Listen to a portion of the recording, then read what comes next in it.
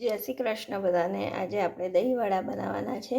તો આના માટે મેં 2 વાટકી અડદની દાળ અને અડધી વાટકી મગની દાળ લીધેલી છે અને એને મેં આખી રાત પલાળીને બીજે દિવસે સવારમાં આપણે પી લઈશું।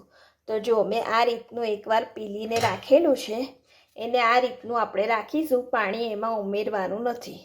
અને જોડે આદુ મરચાંની પેસ્ટ એ પછી પીલી ગયા પછી આપણે એડ કરીશું એમાં। હવે તમે જોઈ શકો છો કે આના અંદર મેં આદુ મરચાં, જીરું અને મીઠું આપણે લઈશું, સ્વાદ પ્રમાણે મીઠું લેવાનું છે અને થોડીક આપણે હિંગ લઈશું, જે તમે નાખજો એનાથી સરસ એવો ટેસ્ટ આવશે હિંગ નાખવાથી। અને આ બધાને આપણે છે ને 5-7 મિનિટ માટે આપણે એને બરોબર ફેટીશું, જ્યાં સુધી એ એકદમ હલકું ના થઈ જાય, એકદમ ફ્લફી થઈ જવું જોઈએ। આપણે હા એ કરીએ ને મૂકીએ ને એવું એકદમ હલકું થઈ જાય ત્યાં સુધી આપણે એને ફેટીશું અને પછી જ આપણે એને તેલમાં મૂકવાનું છે। જોઈ શકો છો તમે, એકદમ જ આમ ફેટી લીધેલું છે આને। અને તમે આમ વાડકીમાં સહેજ એ કરીને જોશો પાણીમાં તો આપણું બેટર આમ ઉપર તરશે। બસ આ જ રીતનું આપણને જોઈએ છે। તો આપણે તરવા માટે તેલ પણ મૂકી દીધેલું છે।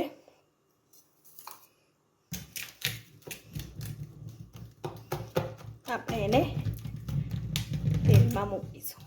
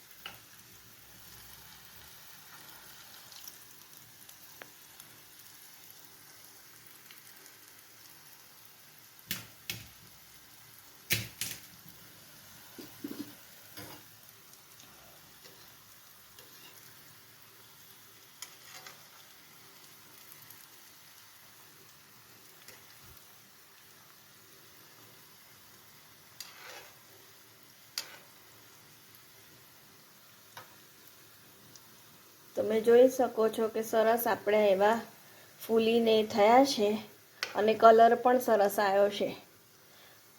એને ધીમા તાપે તરવા દેવાના, જેથી અંદરથી એ કાચા ના રહે।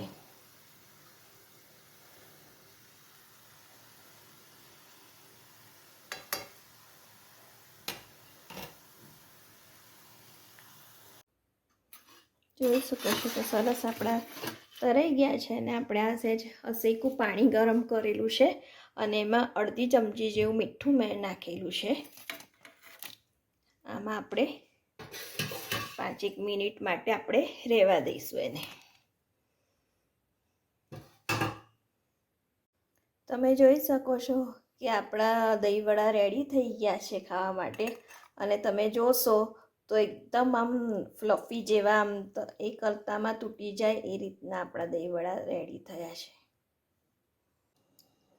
તો ખાવા માટે એકદમ રેડી છે આપણા, એકદમ ફ્લફી, મોંમાં મૂકતા જ ઓગળી જાય એ રીતના દહીંવડા। તમે આ રીતની રેસીપી ટ્રાય કરજો અને કમેન્ટમાં લખજો કે તમને કેવી લાગી। Thank you so much. તમારો ખૂબ ખૂબ આભાર વિડીયોને જોવા માટે।